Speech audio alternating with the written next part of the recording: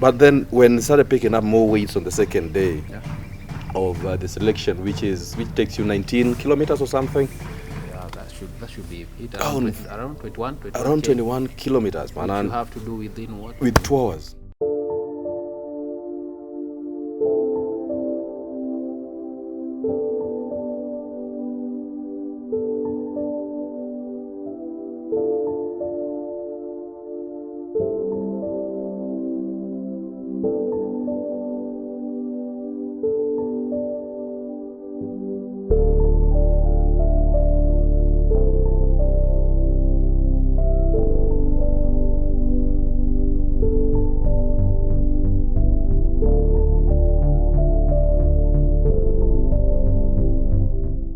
So ideally, yes, and yes. So the parachute regiment selection program takes you through some 6 days of, I mean, it's hell if you consider that it's not just the running, which is the 21 kilometers, and you're in some helmet that hangs loose on your head. You come back to an assault course, and this is done at the 5 Kenya Rifles. I remember, and wow, guys think that I was super fit and that of course I was going through all these dynamics pretty quickly to finish, but for me again it was the cold, man. The cold for me was unbearable, so I would do my level best, do the 12 laps pretty quickly, of course contribute my energies to helping other people to get through the walls, and I think you remember. But then for me, while after finishing and you are just sat there in the grass waiting for people to finish, one day I almost died. The cold was unbearable. I don't know, man. I think you have a different experience. Not really. The call is when you get to that point, because I think the people who structured that training, Yes. they know this is not just for some people. It has to have an effect on you, because if Yeah. you're going to go through some training that there's no feel to it, then Yeah. it beats logic to have that training. So Yeah. the way that thing is structured is to make you, it tests you both mentally, physically.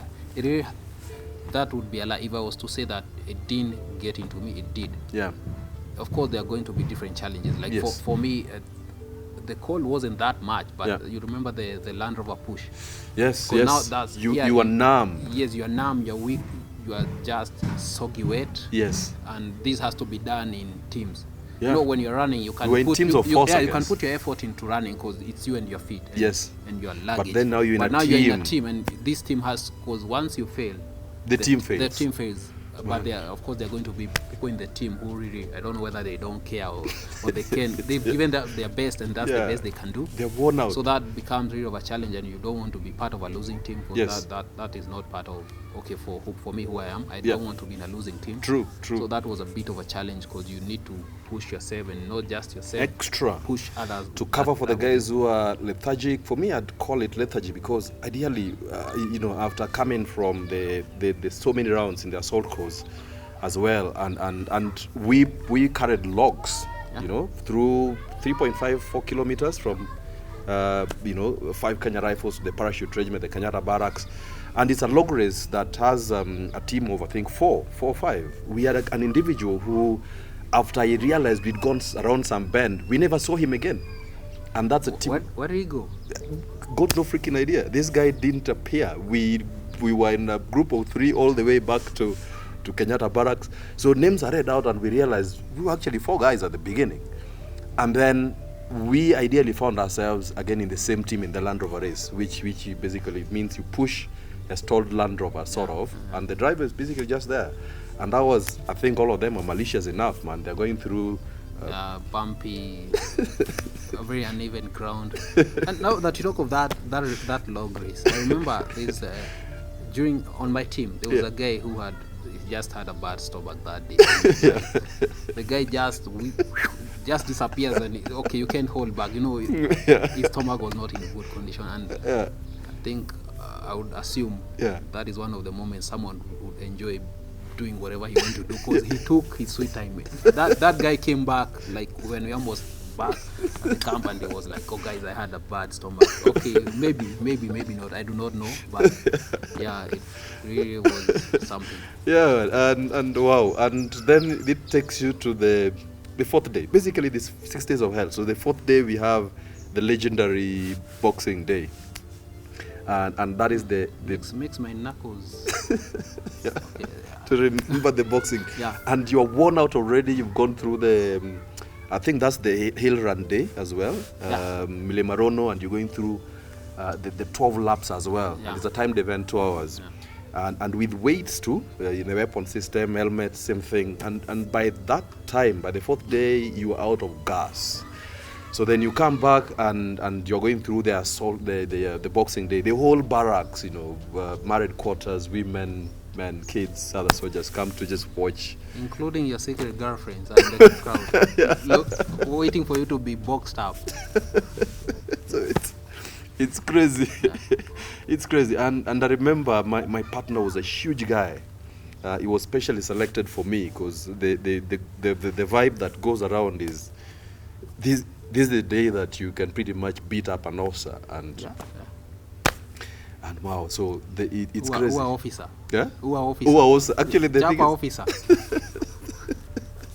I don't know about your partner, man, but in my case, that guy was huge and a bit intimidating. But mine, I think my fight ended in 15, 20 seconds or something. I guess you remember.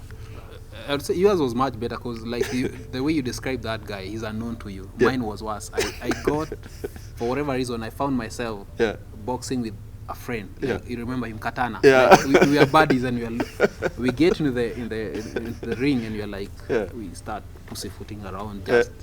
And the instructor like, guys, you need to fight. And now we are waiting to see, okay, you are my buddy, so who punches first? And now the pressure is on. Someone has to punch someone. Yes. And a few punches, and to my surprise, I thought when you have gloves on, you don't feel the punch. And I got a You were knocked out, eh? I got a very big punch on my face, and for a moment, I didn't know. You passed out, I guess. No, I didn't pass out, but I couldn't tell where he was. He came back on, and I was like, dude, it's on.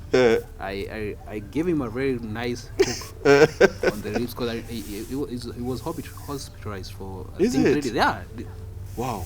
But we are buddies. It never ended bad, and the fight was just over like that. Yeah. But I remember you guys on this side, others on this side, and you're like, okay, Chapa officer, who are officer, and these guys, you have like 2 opposing teams. Not really opposing because now it's a test of what do you do when you're pushed to the wall. To the wall, true. Because you're not at your best. Don't expect to meet challenges when you are your best. You're going to meet them when you are very At your weak worst. And that's when you and judge character. So, especially when you are out, down and out, literally. So, course. man, I think the whole dynamics that revolve around the selection programs and the whole parachute regiment selection program is on character development, and it's as profound as that. So character development and of course the definition of that true warrior that makes a special operator. Yeah. So for that matter, parachute trained or paratrooper. So then again, after the whole bit, man, it came down to now us literally being the first guys to train in the legendary special forces. And of course, as I said, you became a brother right from the beginning. Then you became more of a brother. Do you remember how you ended up in that selection? Because I do. And funny enough, as it may sound, I just got these some wazungu wanataka kutrain watu, like very casually. Kuna wazungu wanataka kutrain watu. Nani anataka? Like, okay, why not? Bring it on. And to my shock, the next day, you remember Njagi? Yes. And we report to the parachute training again. Guys, grab some rucksack, get a scale. There's a pile of sand. Go fill up those bags and with 25 kgs. And you're like, okay, this is interesting. And the next thing, have them on your backs. And from that day, because I remember, I recall that's, I think almost everything else is almost blur for me. Yeah. But I do remember like when it actually began. That was of all the things that I can remember about the entire time in the army. That I remember that when all that started, I always go back to this is where it started. Yes. Is that very long training period. I remember Njagi I remember bare knuckles, you would say. Yeah, this has got to be, and it's measured at the beginning. Omwanya, yes. Like legends, man. Yeah, legends. Like vets, very, very old guys, but very fit, of course. And now I think that's now where we I'll say that's where we met. Yes. Exactly, that's where we met. That's where we We found ourselves in the same team. There was like what, where we started 16, 16, yes. and so two that's our pairs of 8. Yes. And for whatever reason, we found ourselves. I think they were trying to balance the color. Perhaps, and we just knew it did we were work going to end well. together at some point. So you remember the navigation? Yes. The first navigation. Which we won. Oh, who are we not to win? Yeah, I remember that navigation. I think that was the start of a long friendship and journey that up to this day. Now we are here. The duo, man. So that navigation. I remember we used to piss people off, like, okay, when guys are taking corners, they're like, "Akina Bayro ni Kierere, wanajipa." You remember? I won't mention names, but you remember there's a guy who used to hate us, like. The Superman team. We copy a team, Superman. Exactly. Yeah. So we differentiated ourselves as the Supermen, as they called us, because I mean we won in every race, not just race, but in everything that was put before us in terms of, I mean, every event, every serial that was put before us. And what defines this for me more is the fact that we gave it our all, and it was not just giving it our all. We were strongly wedded to excellence. And the Kierere they're talking about is, like, they didn't like the fact that we were wedded to excellence and we did the right thing always. And what this did again to the originals, and which has been a very strong foundation to what now goes on, and what the unit became and defined for excellence and pushed for excellence, is the fact that some of us gave it that definition. So I feel no regrets at all. I mean, and a few of us, or a number of us, have got to come up and stand up to be counted. Not to be people that you can count, but people that you can count on. So, and that to me was such a serious, relationship that we developed, and that cemented the fact that we defined ourselves as people who are wedded to excellence and just doing the right thing, which I think is basically what everybody's supposed to do. I don't know. No, it has been a long marriage to excellence. Absolutely. It has been. It has been, but it's been a nice journey. Yeah. Because now that was in 2007. 2008. Yeah, 2007. Yeah, around, because we went down to Kiunga, remember? Yes. Fazur. Yes. Oh, you remember the story of the bees? The bees. Yeah, we walked into a swarm of bees. A swarm of bees, a nest of bees. African killer bees. Yes. It's the middle of the jungle, and you have some guys from the army. Yes. And they're just slashing their way through the bush, and the next thing we attacked by bees. And the wazungus we had, I remember one of them. That's the first time I was stung and laughed. Because like the Mzungu is like, fucking insects, fucking mosquitoes, and dude, these are bees. And I remember by evening, some of the guys in the team had their heads looking very unproportional, swollen on one side, swollen here and there. And that was the beginning of a long journey. Boni, that was Fazul, but we did what we supposed to do. But that was the beginning of some very tough, very training, and very tough. There things just continued. Absolutely, and this goes a long way to cement the fact that we have the same genetical makeup, but the only difference between us and the other people on the other side is just the commitment and the absolute attention and commitment to excellence, which is possible. It's not resident in just some of us, it's resident in all of us. The whole idea is to just switch on that extra button that just says, in whatever I do, I'm gonna do my level best. I mean, it came down to, I don't know, and you were away at this particular point in time when you went, starting the whole bit of special ops into Somalia and all. I remember one of the funniest one is when we went to set up what we call a rural observation post at some ruins, and we went through, basically it's a night op, so we dropped off and we are tabbing in, and have my lead scout ahead of me, and of course I'm following, and we've never had to see hills literally springing up and running what we had believed were hills. So we get right into the middle of a herd of buffaloes. You know how many there are in that area. And I think it was just the tail end of the guys who were coming through, and we're also just making it past that little clearing into the next thicket. And then the hills just sprout up. Man, that was the hairiest and again the funniest, because again, and I congratulate myself and alongside the team members. No round was fired, because you know what that would do. Yeah. If anybody fired a round, that was total compromise, and it meant that very painful tap back to wherever. With your heads hanging low. With your heads hanging low, and man, crazy. Anyway, we get to this observation post, and we set it quite close to the shoreline, because the ocean had receded. Yeah. So, of course, you know what happens when the tides, the high tides, they come back. Our OP was, you 1 second you're down, 1 second you're up, 1 second you're down, and you can't ditch an OP during the daytime. No, you become a fish. Or you become a crab till the next low tide. And remember also, like almost the same occurrence. Remember up in Isiolo that day where we set up the rural OP. Yes, then all of a sudden the next, and sometimes animals can be just funny. Because I remember we went in, dug in, worked. Once we are settled, the next thing we hear, lions rolling like 500 meters, and you're like, okay, now I have to choose. Do I? People ran in sleeping bags. Yes, I remember. You see someone wiggle like a worm, like they're in a sleeping bag. They want to run away, but they can't. Then that lion draw. The following day, we did a clearance patrol, and we found some carcass for, I think, buffalo. Barely 150 meters away, man. That was close. But of course, the worst was when we had the rural OP on top of. Oh man, the mating snakes. Yeah. At least that was. Those were, if not black mamba, because they were really huge snakes. You remember? It was. I think we were in the same OP, or you were in the split OP at that time. No, split OP. Then no, in fact, I was in the main OP. You were in the split OP. Yes. And for whatever reason, the snakes just decided to do their stuff during the day. And yes.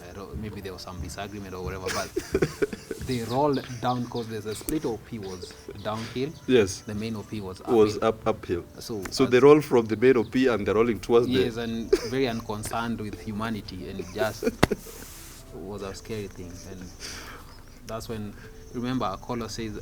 spoke in his mother tongue. No, that's not his mother tongue. Of all the languages in Africa, I don't think that is one of them, because what he said wasn't... I've not come across anyone who talks that language. He spoke in some... I think that's what in tongues or something. Yes. And he was the most quiet guy in the team. He was the quietest guy. You'd know what he's feeling. He's suffering in silence. And that tab was the craziest I've ever had to do, even in real op. Because we had 2 jerrycans plate between ourselves, and we had a patrol team of 6. Yeah. So that between us we had 40 liters of water. And we are climbing, we are humping like over 60 pounds each, and then we still had the extra 40 pounds, basically 40 liters of water. And we are hiking and basically climbing 70, 80 degree gradient, and through thicket. On very uneven ground. On very uneven ground. Hyrax says, you remember we had to make a stop, and there's some, I think they are mites. Yes. Hyrax says, so they have some Jesus very Christ. Sneaky mites, and they just eat you while you sleep, and the next day you wake up, you literally look like a frog. Yeah, the skin is swollen. Yeah. Poisonous insects. And wow, that was the craziest. So you get to the OP, and we're waking up in the morning, and we are trying to have our heels cooled off for the very first time in a long time. And then the snakes. Wow, so memorable, man. But then again, it goes a long way to basically do a very thick line, underneath all this, that commitment and that keenly invested effort towards what you believe in can sometimes be the game changer. And it's a great enabler. So, I mean, and this is something that basically can be done by contemporary human beings out there, and literally everybody. But as long as you put your mind to it and you look beyond self to greater objectives that are basically over and above, self benefits, right? Yeah, sure. Because even looking back, sometimes I do look back at myself way before I joined. Yes. And I look at who I was, what I thought, and now I look back at what I was and what I am right now. And yes. very true to what you're saying. It's possible to become whatever you want. Yes. But if you can be able to see, not just have the hope that you'll make it into the future a better person, but now come back to that reality and Yes. that present moment and accept the challenges that are facing you right now True. and deal True. with them. True. Some of the things that we've done, looking back, if you were to sit back and be told that you're going to do this, like how do you jump out of a Moving plane? aircraft. And it doesn't make sense. True. But how many times have you done it? Hundreds of times. How do you get dropped in the middle of the ocean? But all this has been done. These are Yes. things that are very possible. You can do it. You can't limit yourself with what has been done, because if we look back and say this has not been done, like we are the pioneers of the Special forces, here. exactly. No one was there before us. People didn't want to join, and they were like, okay, tumeona imejaribiwa, no one has done it. It's ni ngumu, hii ni mambo ya wazungu. Yeah. It's funny nowadays. People are really embracing these new things that are happening, but looking back, there are times when people would say hii ni mambo ya wazungu. Yeah. Back then, terrorism was a much of an issue. Yeah. It just started to emerge, and Yeah. people didn't see the need to have specialized units in the whole picture. And then again, who is willing to go through that hard life? Very few people were willing to do that, because even remember the number that we started at 16 is 16. I quite mean, a a small drop number. in the ocean of any setup. I mean, and comes to basically just reinforce the whole idea about the individuals that are able to lift their hands up in the air and say, here I am, send me, send me. So for me, I mean, very, very profound, man. Very, very profound. And as you just said, differentiation is not for some of us. It's resident sometimes in the rest of us. And it's not just about just joining the army or being the most differentiated of a pilot or whatever. It's in all of us. Everybody, I feel very strongly about this, that everybody's born with some special abilities in themselves.